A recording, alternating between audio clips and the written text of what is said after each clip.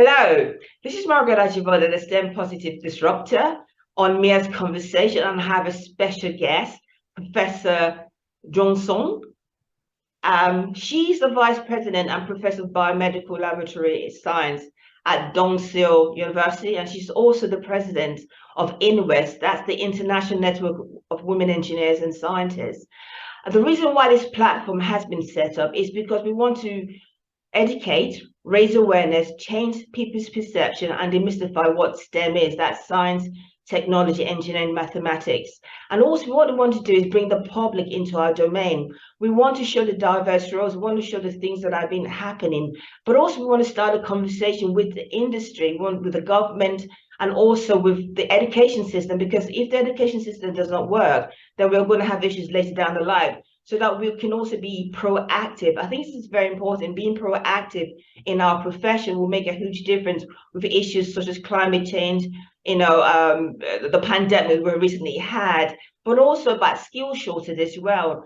And also show that we also need to be more diverse and find people like us that we can relate to. So without further ado, I open the platform to Professor Jung Sun. Welcome.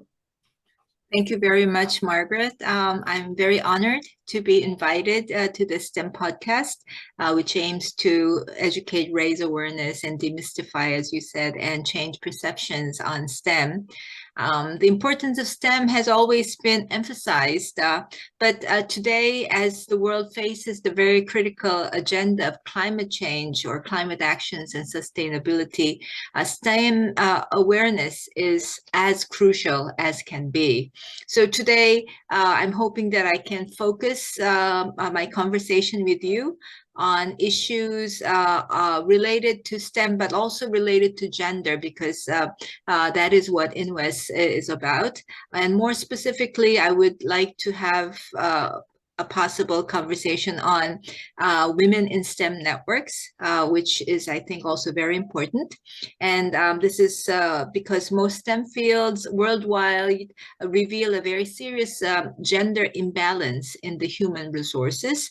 That is that there are not enough women in most of the STEM fields. So as engineers and scientists, I think it's important, and I would like to emphasize also the importance of science-led solutions in this era where we are or we must tackle the agenda of climate actions. And it's not just limited to those who are climate scientists, but also it encompasses all disciplines of STEM.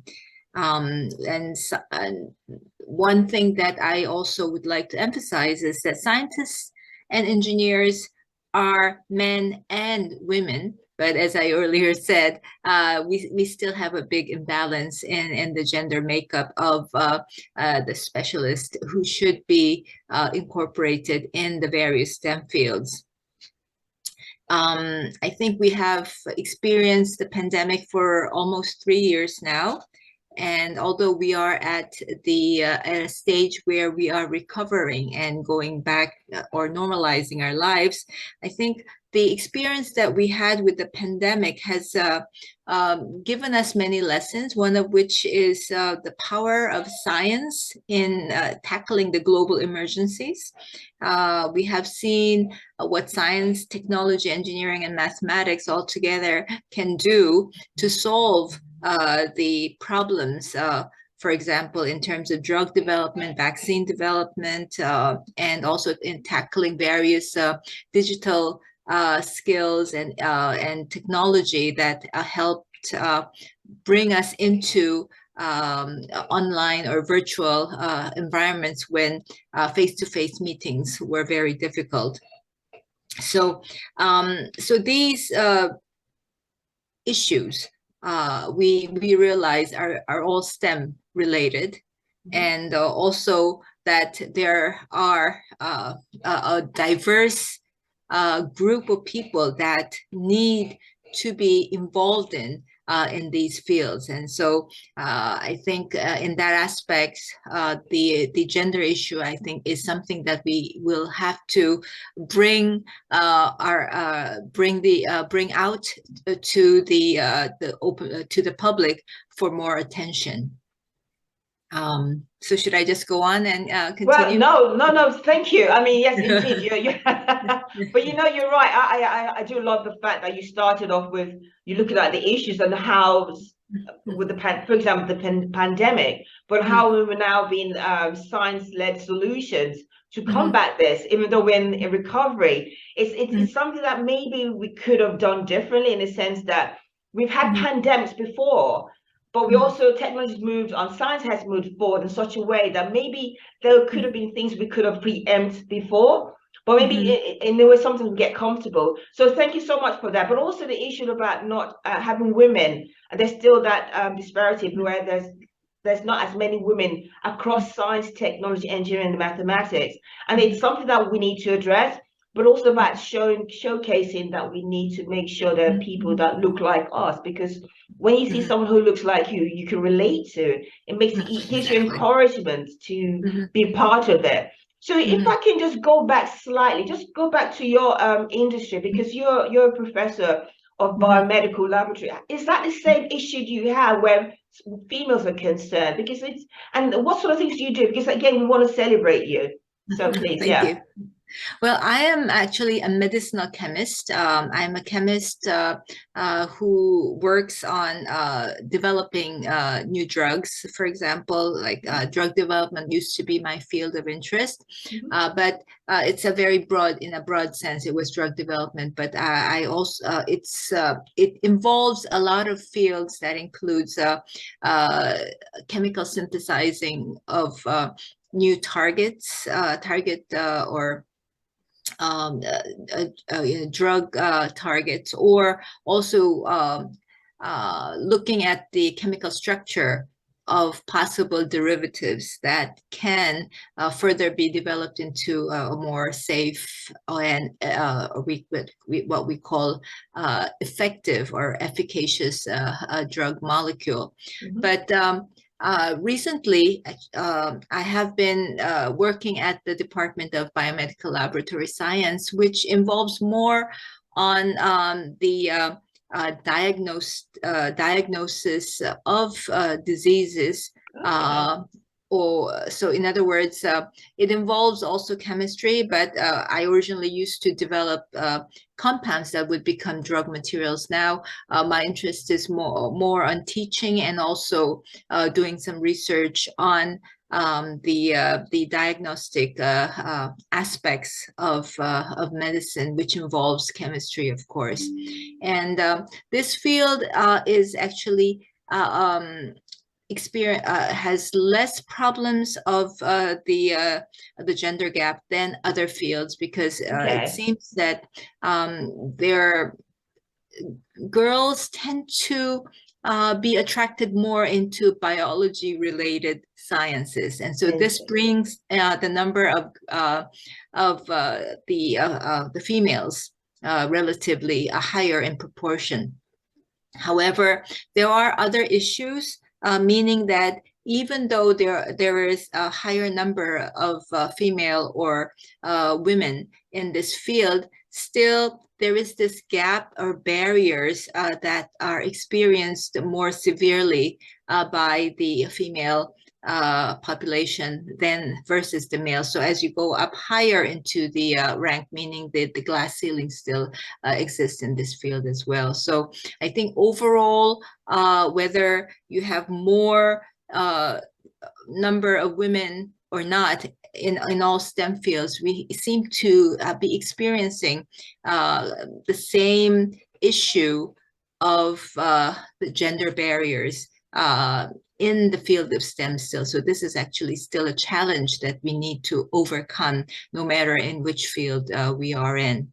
But at any rate, so I have been working as professor, and I am also currently in administration, serving as vice president, executive vice president of my university. And so I try to look into these matters overall, in terms of governance and leadership. And so we try to provide more role models for our female students.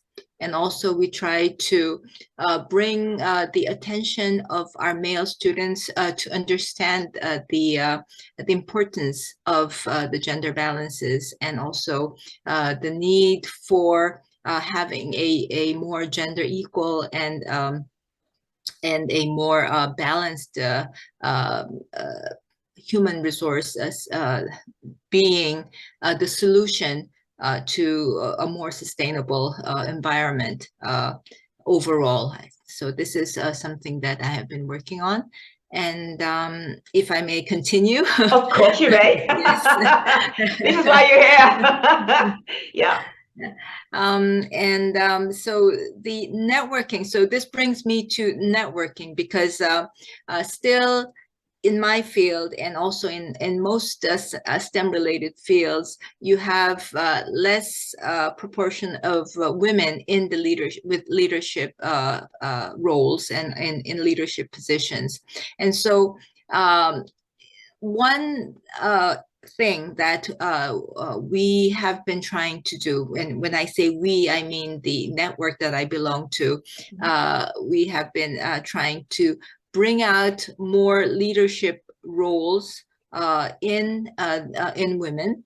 And for this, there has been a need for more education programs, for more advocacy projects, but most importantly, to have the women's voices heard in a collective sense, because individual voices will not be effectively heard, especially in terms of policy making. And so I would say that the collective voices being gathered can be done by the networking activities through Women in STEM networks. So this is one reason why I would like to encourage some of our young listeners and our future STEM experts or personnel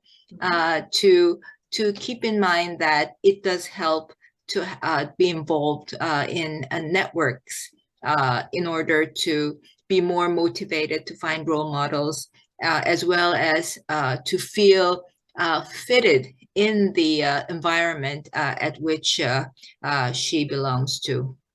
Indeed. You know, you're so right. I think having networks like this, because this is where INWES comes into play, and this is something that it's done well, and it's been going on for so many years, because again, it's impacting in so many positive way. It's not just it's a global network which enables, and it's virtual as well, which means that you can tap in from wherever you are in the world to be able to I guess take advantage of the contacts you can make.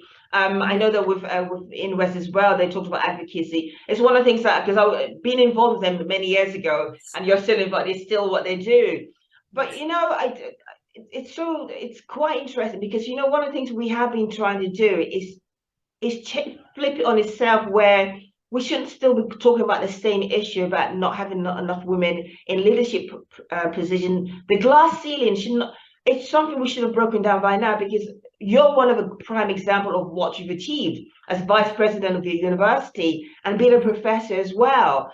And there are other women as well in leadership positions in industry, in the government, in the education system. So why are we still experiencing this? And networks are being set up to try and combat this issue. But why are we still talking about the same issue when there should be, you talk about collective network, people's voices, and I think that's important. But then again, we're getting people into the position, but it seems we're still having that glass ceiling. So is that because women are not helping each other? Again, I don't know. It's a conversation we're having. Please. I think it's a very important issue that you bring out. And as you said, you have also been involved with, or you have been actively participating in INWES as a board member, I remember. And there have been many women who have placed their efforts in these activities, and also trying to bring up the numbers of women overall in STEM. The reality, as you said, is that despite the efforts that have been placed, and this I would say globally and also in most of and many governments, the results that we're seeing is not very glamorous, meaning that there is an increase, but the increase in the ratio and the increase that we must have seen is actually very, very slow. And as you said, the glass ceiling is still there, meaning that there have been many, many attempts for the glass to be cracked, and there have been many women who have done a lot to crack the glass. But there is this even a paper that I recently read about the gender equality paradox in STEM, meaning that very discouraging studies show that the more gender equal countries do not necessarily have a more gender balanced makeup of scientists and engineers. Mm-hmm. And so why this is so, I mean, there are various questions, and there are various opinions, and there are various ideas on this matter. And even some people are saying that maybe, you know, girls are not fit for science or engineering, but this is totally not true, because studies have already revealed that as far as ability is concerned in terms of the science related subjects and, you know, fields, there is really not a significant difference shown among the boys and girls in their ability to do the science or engineering. Mm-hmm. So what we feel, for example, at INWES, what we feel is that it's more of a cultural problem. Mm-hmm. And it's a very long established male dominant culture that needs drastic change, which we are not seeing. So in other words, there have been many issues, or there have been many attempts to try to work on fixing the numbers, so to speak, but the answer is not, and to fix the numbers, I think there have been too much efforts to change the women themselves. So I think we have been forcing women to try to adapt to a culture which is predominantly male-based or male-dominant. Mm-hmm. And what we have to realize is that although as far as the mathematicals or the scientific abilities, we cannot say that men and women differ in their abilities, there is still a biological difference between the men and women in terms of what motivations they have, how they want to do the science, why they're doing the science, for example, are all very different. So how girls approach their career development, for example, is different from boys.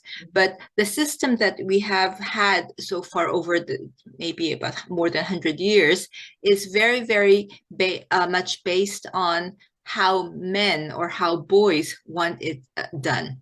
So, so this is, I think, high time that we realize that we have to change the system, we have to change the culture.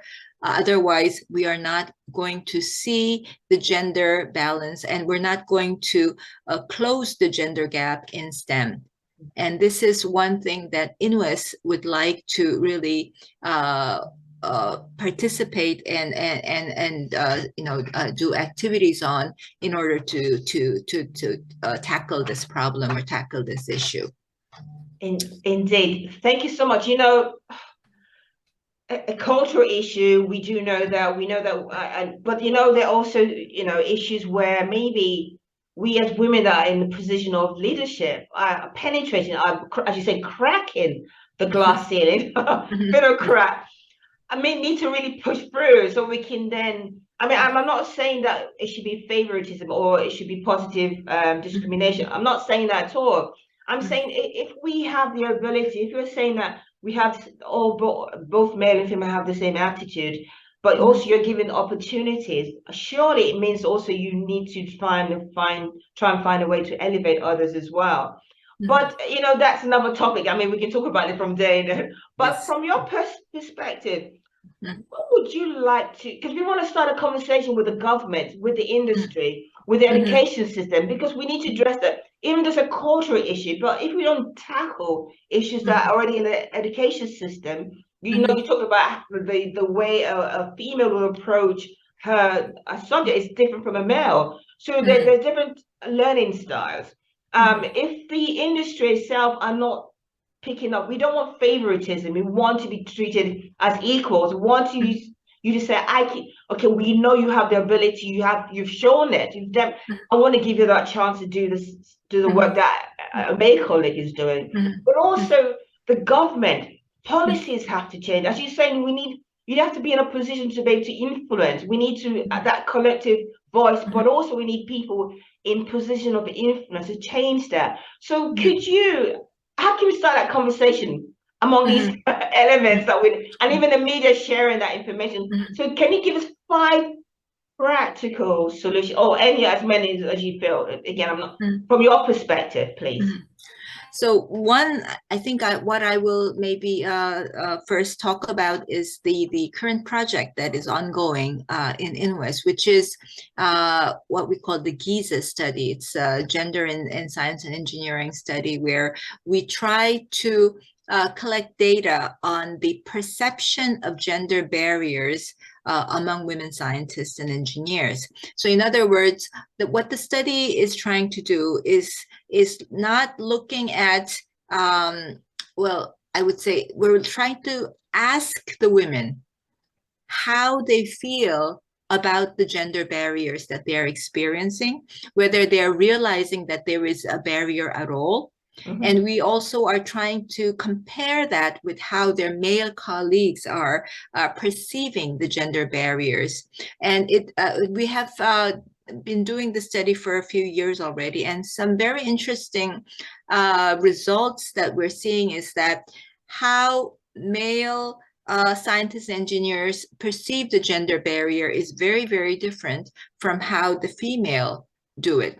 And like one example I can give you is that generally the male scientists and engineers see the future of women in STEM as a more brighter future compared to the women themselves. So I think that's a big irony there. It is, yeah. So, and that shows that there is less understanding of how women themselves are being exposed to and how they are exposed to the various barriers that actually do exist.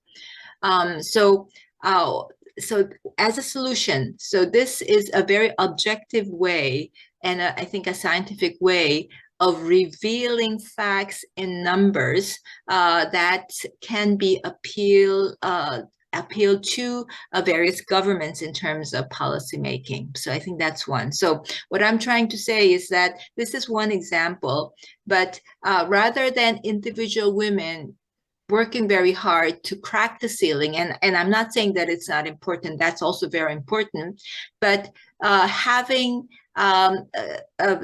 data of how women collectively are seeing or experiencing the barriers and placing them into numbers or indexes will become a more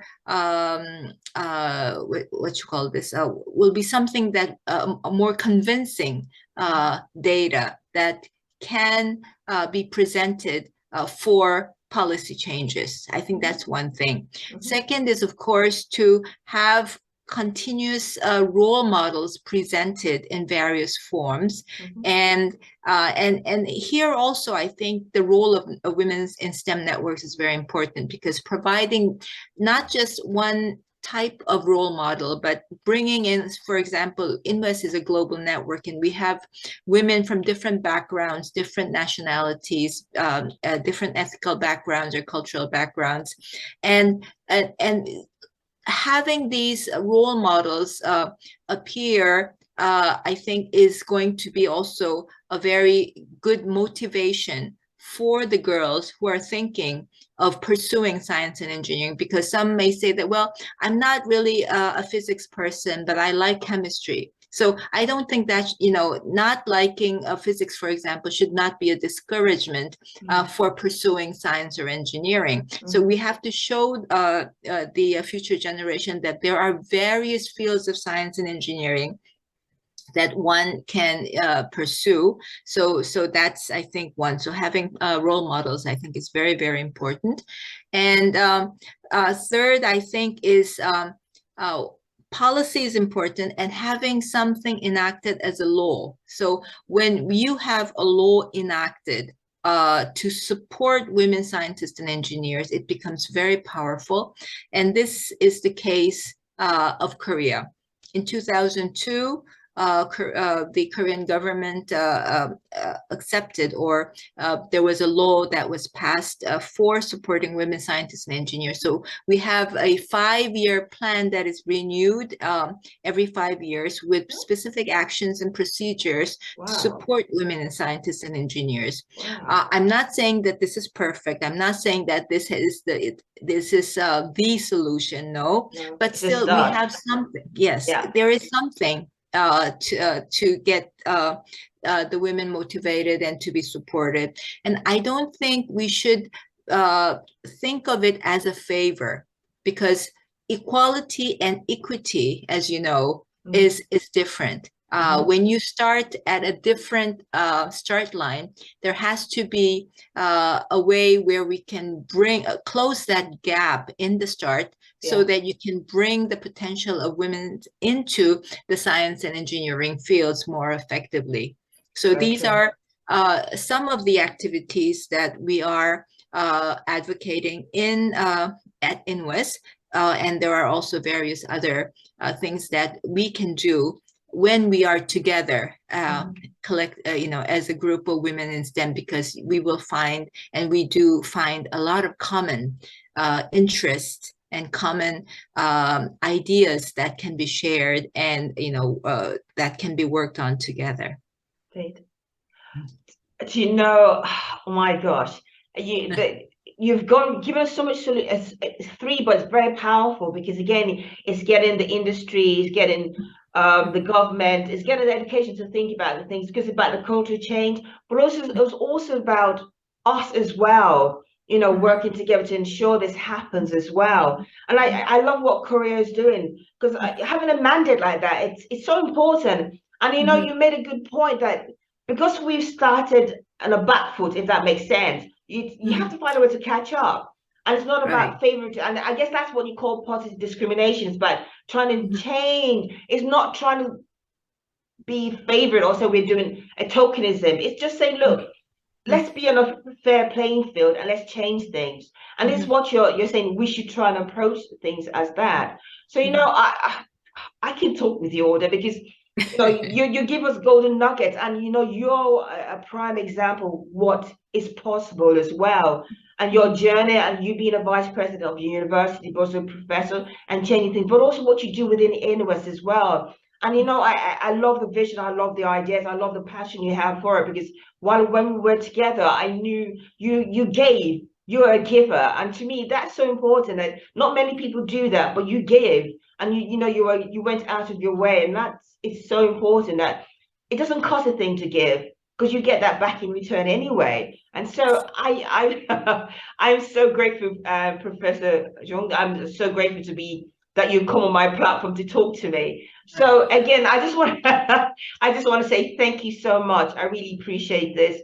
And people that are listening, please subscribe to this channel and listen to Professor Jung, because she's the good sense, and it's practical as well. And it's getting a conversation started and changing the way we do things as well. So again, thank you so much. Thank you very much. It was a great pleasure. Thank you. Again, this is Margaret Ajibole, the STEM Positive Disruptor, on Mia's conversation with Professor Jung Sun. I'm so grateful that she came on board, and I'm so grateful for the conversation we've had this afternoon, or this morning at your place, or wherever you are in the world. So again, we just the reason why we set this platform is to educate, raise awareness, change people's perception, and demystify what STEM is that science, technology, engineering, mathematics. It's about bringing the public into our domain. It's about showing the diverse roles, but also about the importance of, for us to be diverse and inclusive, to be more accessible, we have to address those issues that has been. But we don't want to talk about the problem all the time, but we want to bring in practical solutions. And this afternoon, my guest has spoken about the things that, this GES, and about us, showing data and why, and how people's perception, male and female's perception, are so different. Yes, we do know we want the increment of women in the industry, but how you perceive it is so different. But that's why we want to change perception and raise awareness of what's happening as well. So again, I just want to say thank you so much. Really appreciate, and I really enjoyed the conversation as well. Thank you.